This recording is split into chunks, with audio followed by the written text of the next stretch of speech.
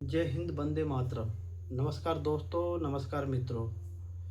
आज का ब्लॉग इस प्रकार है। जैसे कि 4-5 दिन पहले मौलाना साजिद रशीदी ने माननीय श्रीमती डिम्पल यादव जी के लिए गलत भाषा का प्रयोग किया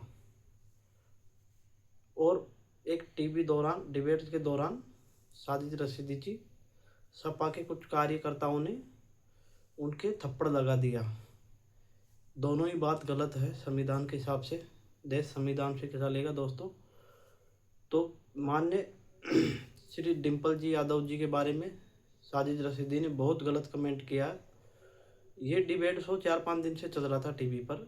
उनको बोला जा रहा था सपा की तरफ से, कार्यकर्ताओं की तरफ से, कि भाई आप माफ़ी मांग लो, आपने बोला गलत बोला। पर साजिद रशीदी द्वारा माफ़ी नहीं मांगी गई।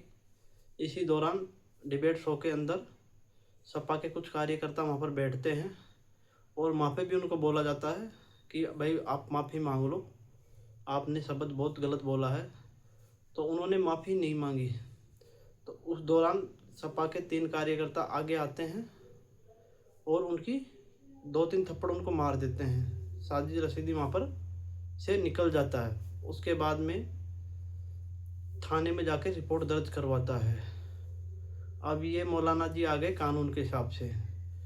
तो जैसे कि भाई दोनों ही चीज़ जस्टिफाई करना गलत है, थप्पड़ मारना भी गलत है और उनका उन्होंने जो बयान दिया वो भी बहुत ही शर्मनाक है, गलत है। जब उनको बोला गया था कि भाई माफ़ी मांग लो तो उनको मांग लेनी चाहिए थी माफ़ी। पर दोनों ही चीज़ गलत है, देश संविधान से चलेगा। और जैसे कि मौलाना जी को भी बहुत तरीका है भाई, उनको कुछ अगर उनको मस्जिद में गई थी डिम्पल यादव तो उनके बारे में अगर कुछ समझाना था उनको तो पर्सनली उनको बोल देते, या फिर वहाँ पे जो भी कोई मौलाना था उनको बोल देते कि भाई आपने सही मतलब ये इस्लाम के खिलाफ है, ये चीज़ें आपने गलत किया। पर उन्होंने ये चीज़ें नहीं करके एक गलत बयानबाजी की जो 4-5 दिन सोशल मीडिया पे बहुत ज़्यादा ट्रेंड कर रही थी। इसमें सपा के कार्यकर्ताओं की भावना आहत हुई और साजिद रशीदी की डिबेट शो के दौरान 2-3 थप्पड़ मार दी। अब दोनों ही चीज़ गलत है। इसमें ये होना चाहिए था भाई सपा के कार्यकर्ताओं को भी उनके ऊपर थप्पड़ नहीं मारना चाहिए था। पर कहीं न कहीं मैं मानता हूँ कि मेरा मानना है कि उनकी भावना आहत हुई थी, इसलिए सपा के कार्यकर्ताओं ने उनके ऊपर हाथ उठाया, वो मजबूर हो गए थे। पर कहीं न कहीं इनको भी इनकी सोच बदलनी पड़ेगी, देश संविधान से चलेगा। ऐसी बयानबाजी बहुत ही शर्मनाक है।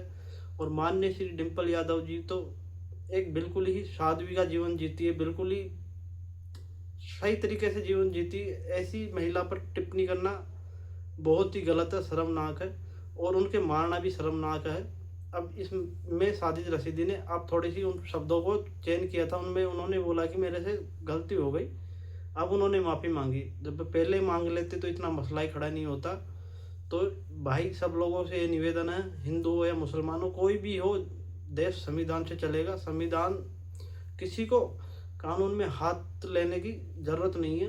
ये चीज़ आपको भी कहीं न कहीं सपा के कार्यकर्ता को भी सोचनी पड़ेगी और साजिद रशीदी को भी सोचना पड़ेगा। दोनों की तरफ से ही गलती हुई है। तो इसमें कहीं न कहीं दोनों की भावना आहत हुई है। अब मसला ये है कि अभी भी उनको धमकी मिल रही है, पर जो इनको साजिद रशीदी जो और अच्छी तरीके से डिबेट शो पर आकर माफ़ी मांग लेनी चाहिए और सपा कार्यकर्ताओं को भी अब मामला ख़त्म कर देना चाहिए। मेरे हिसाब से मेरा मानना ये है। और ऐसी कोई भी बयानबाजी ना करे जो देश में माहौल ख़राब हो, देश का माहौल ख़राब हो और आज मतलब गलत मैसेज जाए समाज में और समाज उग्र ना हो। देश की में मतलब दंगा नहीं होना चाहिए। मैं तो इस चीज़ को मानता हूँ। दोनों ही पक्ष को समझना पड़ेगा। कहीं न कहीं मौलानाओं और इनको भी इनकी सोच जो है, इनकी मानसिकता इनको बदलनी पड़ेगी बिल्कुल। और ऐसी बयानबाजी ना करें। ये बीजेपी सरकार का राज है, इसमें किसी को नहीं बख्शा जाएगा। जो कानून को हाथ में लेगा उनको सज़ा ज़रूर मिलेगी, मेरा ये मानना है। ये कोई पहले की सरकारें नहीं है जो कुछ भी बयानबाजी करेंगे और चले जाएंगे, चलो कोई बात नहीं है, चलो रफा दफा हो जाएगा मामला। और ऐसा कुछ भी नहीं है। अब बिल्कुल कानून का राज है और कानून को किसी को हाथ में लेने का कोई अधिकार नहीं है। ना तो बीजेपी कार्यकर्ता, ना किसी को भी नहीं है, आम आदमी या नेता वेता, किसी को भी कोई अधिकार नहीं है कि कानून हाथ में ले। अगर कानून हाथ में लेंगे तो कानून के हिसाब से कार्रवाई होगी जय हिंद, वंदे मातरम। वीडियो अगर पसंद आया तो लाइक और कमेंट करें, शेयर और सब्सक्राइब करें मित्रों। जय महाकाल बाबा की।